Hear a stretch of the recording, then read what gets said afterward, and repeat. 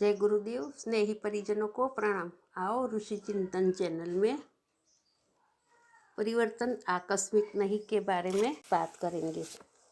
ओम अखंडमंडलाकारं व्याप्तं येन चराचरं तत्पदं दर्शितं येन तस्मै श्रीगुरवे नमः।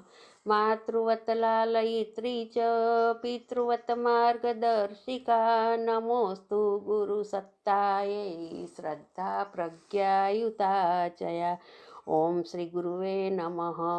ओम क्रांतियाँ अनायासत होती दिखाई पड़ती आवश्यक है, किंतु गंभीरतापूर्वक तथ्यों का अवलोकन करने पर एक ही निष्कर्ष निकलना है कि इस परिवर्तन के पीछे न जाने कब से परिस्थितियां बन रही थी एवं संभावनाओं का जाल जंजाल अनायास फूट पड़ने के लिए ताने बाने बुन रहा था। हाँ, स्थूल दृष्टि को ये सारे परिवर्तन चमत्कारिक ढंग से घटते हुए प्रतीत होते अवश्य है, पर लगता नहीं कि यह उथल पाथल लंबे समय से निर्मित परिस्थितियों का प्रतिफल है।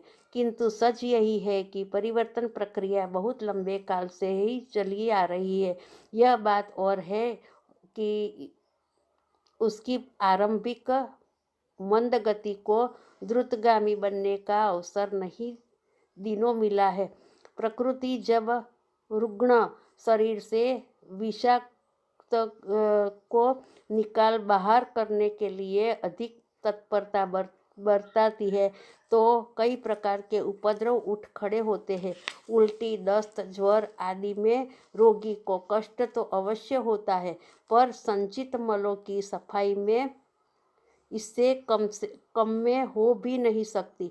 रक्त में भरी विषाक्तता फोड़ा फुंसी बनकर बाहर आती और मवाद बनकर विदा होती है।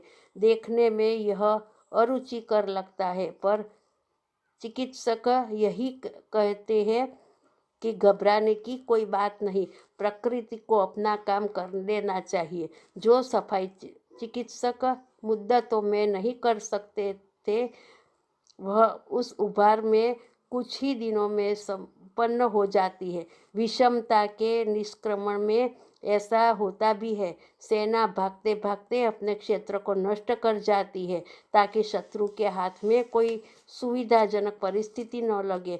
लगता है सफाई के दिनों में ऐसी ही रणनीति चल रही है। लगता है नाली साफ करते समय उड़ने वाली बदबू की तरह इन दिनों जो असुखद घटित हो रहा है उसके पीछे सुखद संभावनाएं ही झांक रही है। महापुरुष, महामानव, देव मानव, अवतार, संत, सुधारक सहित उन परिस्थितियों को पहले से परख कर सुखद संभावनाओं को लाने के लिए प्रबल पुरुषार्थ में जुट पड़ते हैं और विपरीत परिस्थितियों के प्रति सचेत हो जाते हैं। मनुष्य के जन्म से लेकर मृत्यु पर्यंत एवं पृथ्वी के महत्वपूर्ण उथल पुथल से लेकर ब्रह्मांडीय विस्फोटों तक यही एक तथ्य उभर कर सामने आता है कि परिवर्तन लंबे काल से चल रही प्रक्रिया का परिणाम है, किसी आकस्मिक प्रतिक्रिया की परिणति नहीं। माँ के गर्भ में प्रसव काल के समय उठने वाली पीड़ा एवं नवसृजन के परिवर्तनों को देखकर छोटे बच्चे एवं बुद्धि के लोग यही सोचते हैं कि कल तक तो माँ स्वस्थ थी, आज अचानक क्या हो गया। यह परिवर्तन उन्हें अजीब सा लगता है और उनके लिए मात्र कौतूहल से भरा हुआ जान पड़ता है। किंतु संबंधित व्यक्ति एवं चिकित्सक जानते हैं कि यह परिवर्तन तो उस समग्र व सहज प्रक्रिया का ही एक अंग है जिसकी संभावना 9 माह पूर्व बन चुकी थी और उस भ्रूण कलल का बीजारोपण हो चुका था जो चेतन बिंदु को खींचकर ले आए। आदि व्याधियों के बारे में चरक सुश्रुत धन्वंतरी प्रभृति मनुष्यों ने एक ही बात स्पष्ट की है कि जो बीमारियों अनायास होती दिखाई पड़ती है, जिसके दबाने के लिए ही एलोपैथिक चिकित्सक लाल पीली गोलियां एवं कैप्सूल देते और बदले में रोगों को निकलते हुए देखते हैं। सामान्य जन इन रोगों के बारे में सोचते हैं कि यह गड़बड़ी तो कल ही हुई, किंतु उपरोक्त शोधकर्ताओं ने बताया कि स्थूल आकार धारण करने वाला रोगों का जखीरा लंबे समय से चले आ रहे असंयम का ही दुष्परिणाम है। इसे ठीक करने के लिए चिकित्सा व्यवस्था से लेकर लंबे समय तक संयमशीलता अपनाने की भी सलाह उन्होंने दी और कहा है कि तभी रोगों से मुक्ति संभव है। मनुष्य इन्हीं रीति नीति को अपनाकर अपने स्वास्थ्य को अक्षुण्ण रख भी सकता है। दांत सड़ने की घटना अचानक एक दिन में ही प्रकाश में आती है, किंतु इसके लिए चिकित्सकों ने लंबे समय से चली आ रही चटोरेपन एवं शक्कर से बने पदार्थों का बाल्यावस्था से प्रयोग और इंद्रिय लोलुपता अपनाकर जीवनी शक्ति का क्षरण ही मुख्य कारण बताया है। वर्षा, आंधी, चक्रवात, ज्वालामुखी, भूकंप जैसी अनाचक घटने वाली घटनाओं के बारे में संबंधित वैज्ञानिकों ने एक ही तथ्य स्पष्ट किया है कि घटनाएं भले ही क्षणों में घट जाती है, पर इसका अर्थ यह नहीं कि यह सब सामयिक परिस्थितियों का परिणाम है, बल्कि प्रकृति में यह क्रम बहुत पहले चल चुका होता है। वर्षा के पहले ग्रीष्म में तपन का क्रम बन चुकता है, जिससे मानसून की हवाएं प्यास बुझाने के लिए चल पड़ती है और घनघोर वर्षा करती है। आंधी एवं चक्रवात के समय क्षण में ही तिनकों, पत्तों एवं धूल कणों को आकाश में उड़ते हुए देखते हैं। इस तीव्र प्रकृतिगत असंतुलन के पीछे कारण उस क्षेत्र में कम दबाव का जाना होता है, जिसे पूरा करने के लिए सभी दिशाओं से तीव्र हवा के झोंके चलने लगते हैं। ज्वालामुखी एवं भूकंप के लिए पृथ्वी के नीचे गैसों के बवंडर वर्षों से उमड़ते घुमड़ते रहते हैं एवं चमत्कार दिखाने, धरती को हिलाने और छेद कर बाहर निकालने के लिए आतुर रहते हैं। ये घटनाएं कुछ ही क्षणों की होती है। इसमें करोड़ों रुपए की संपत्ति मिनटों में ही नष्ट हो जाती है, पर ऐसी परिस्थितियां कई वर्षों से निर्मित हो रही होती है। वैज्ञानिकों, विद्वानों, विद्यार्थियों एवं मनीषियों के बारे में भी तथ्य ऐसा ही कुछ है। न्यूटन के गुरुत्वाकर्षण सिद्धांत की खोज, जेम्स वाट द्वारा स्टीम इंजन बनाया जाना, जगदीश चंद्र बसु द्वारा पेड़ पौधों में जीवन होने का संकेत, ग्राहम बेल द्वारा टेलीफोन का आविष्कार, फैराडे द्वारा बिजली शक्ति का उत्पादन, आर्किमिडीज के द्वारा प्रतिपादित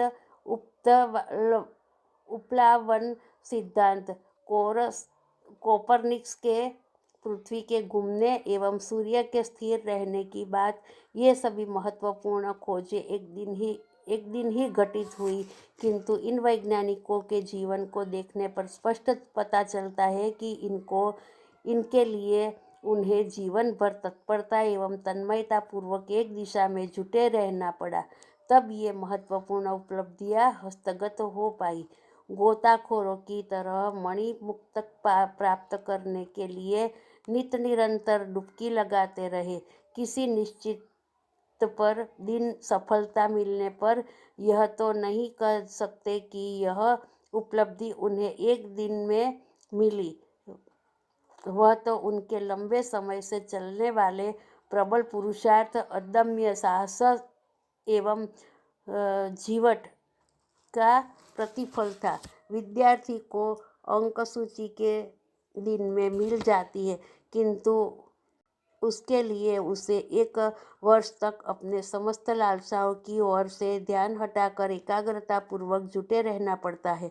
रामायण, महाभारत, उपनिषद जैसे आर्ष साहित्य एवं कैयट द्वारा लिखित भामती चरक संहिता जैसे ग्रंथ प्रकाश में तो एक दिन में आए, लेकिन इसके लिए रचनाकारों को पहले से ही न जाने कितना परिश्रम करना पड़ा था।